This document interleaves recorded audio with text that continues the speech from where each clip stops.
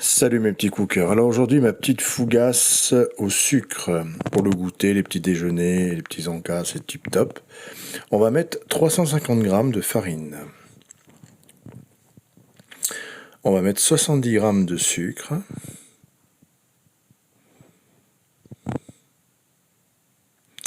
Une belle pincée de sel.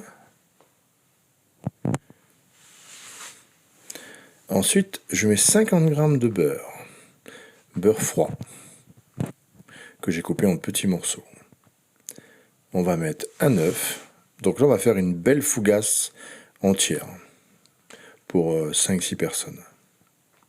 Donc un œuf. Et on va mettre 120 g de lait.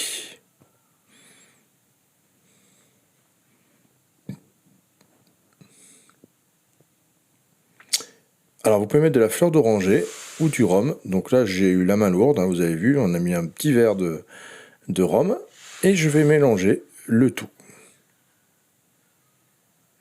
Enfin juste comme ça, grosso modo pour l'instant. Voilà, maintenant je vais mettre de la levure fraîche de boulanger. Donc je vais mettre à peu près 10 grammes. Et je remélange le tout. Il faut surtout que votre levure de boulanger ne soit pas en contact direct avec le sel. Vous savez que ça cuit, le sel cuit la levure et du coup, vous n'aurez plus d'effet de montage de la pâte. Donc là, on pétrit bien, on serre bien pour faire fondre le beurre, on la travaille quoi, sans problème. Vous pouvez la faire bien sûr au robot. Moi, je vous la fais dans un saladier parce que souvent, tout le monde n'a pas un robot.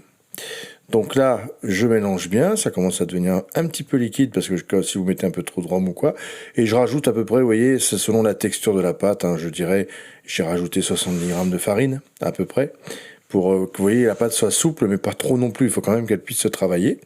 Donc n'hésitez pas à rajouter un petit peu de farine quand c'est comme ça pour voilà. Donc là je rajoute de la farine pour enlever la pâte qui colle à mes doigts. Voilà. Et on va finir de travailler la pâte sur la table, bien évidemment.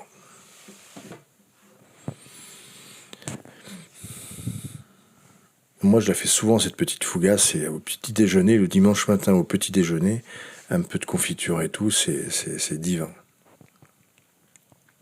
Donc là, on la retravaille juste, et c'est assez rapide, je ne vais pas la laisser reposer. Vous pouvez la faire la veille et la laisser au frigo 24 heures ou 12 heures, si vous voulez, avant de la façonner, bien sûr.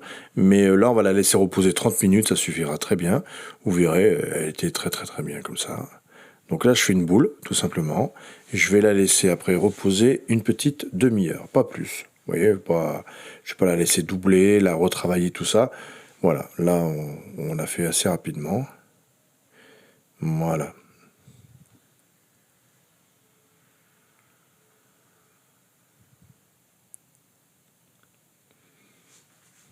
Voilà.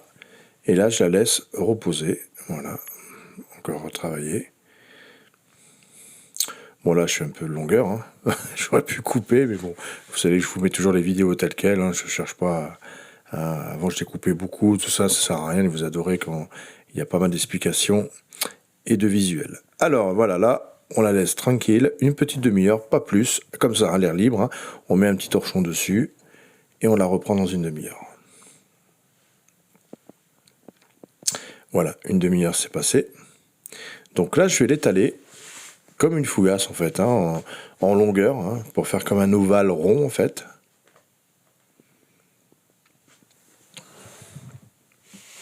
Voilà, je l'étale bien, vous voyez, comme dans ce sens-là. Je ne fais pas trop de largeur, je vais essayer de faire plutôt une longueur. Voilà, comme si on faisait une abaisse pour faire des croissants ou des choses comme ça. Mais je laisse tel quel. Voilà, vous voyez, on a une forme un peu ovale, longue. Voilà, je la garde juste un peu. Donc on laisse un peu d'épaisseur quand même. On ne fait pas quelque chose de très très fin. On laisse un bon 2 cm à peu près pour quand même avoir quelque chose de conséquent. C'est pas un truc très très plat qu'on veut. On veut une fougasse, quoi, donc il faut que ça pousse. Et là, je vais prendre le couteau et je vais faire 6-7 incisions. Vous voyez, vous faites comme ceci. C'est pour donner la forme de la fougasse. Alors bien sûr, vous pouvez l'aromatiser à l'intérieur, hein, vous pouvez mettre des petits pistaches, vous pouvez la faire au chocolat, en mettant par exemple du velouten pur cacao au pétrissage de la pâte, hein. Vous pouvez vous amuser à faire différentes sortes, différentes variétés, bien évidemment. Donc là, je vais la mettre sur une plaque avec un papier, et là, on laisse bien ouvert les trous. Donc soit vous laissez pousser 2 à 3 heures selon la chaleur de votre pièce à l'extérieur, soit vous mettez votre four à 40 degrés. Moi j'ai mis mon four à 40 degrés et je l'ai mis dedans à 40 degrés. Ça a poussé en une bonne heure, elle était poussée en fait, hein. Donc ça vous la laissez à l'air libre, hein, vous la laissez pousser 3-4 heures selon la chaleur de votre pièce, ou vous mettez juste votre four à 40 degrés, pas plus parce qu'après ça cuit la pâte donc ça la fait pas pousser, et vous la mettez au four à 40 degrés et normalement elle pousse au bout d'une heure, une bonne heure, elle est poussée. Donc là, on va la mettre au four à 40 degrés. Voilà, vous voyez là, elle est prête. Et voilà, regardez comme elle a poussé. Elle a presque 2 fois et demi le volume qu'elle avait au départ. Vous voyez, elle est super bien gonflée. Voilà, elle est parfaite. Et maintenant, on va faire jaune d'œuf et on va dorer notre voilà, on prend un jaune d'œuf avec mon pinceau un peu fatigué, hein. Des fois, on garde des trucs, on a envie de garder, c'est rigolo, quoi. Voilà, donc on badigeonne bien, voilà.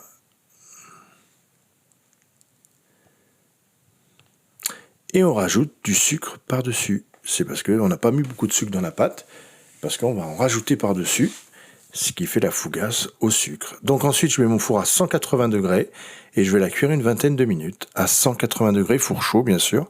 Donc au four, 180, 20 minutes. Ça cuit assez vite et elle sera toute prête. Voilà, au bout de 20 minutes, notre fougasse est hyper appétissante. Alors, je vous explique qu'au resto, tout le monde l'a mangé tout de suite, en fait. Elle n'a pas posé, hein, elle n'a pas fait 20 minutes. Hein. Donc voilà, avec un petit café, pour dégustation comme ça, c'est un régal. Voilà mes petits cookers, merci à vous. J'espère que cette recette vous a plu. Et puis, bah, écoutez, à bientôt pour d'autres recettes.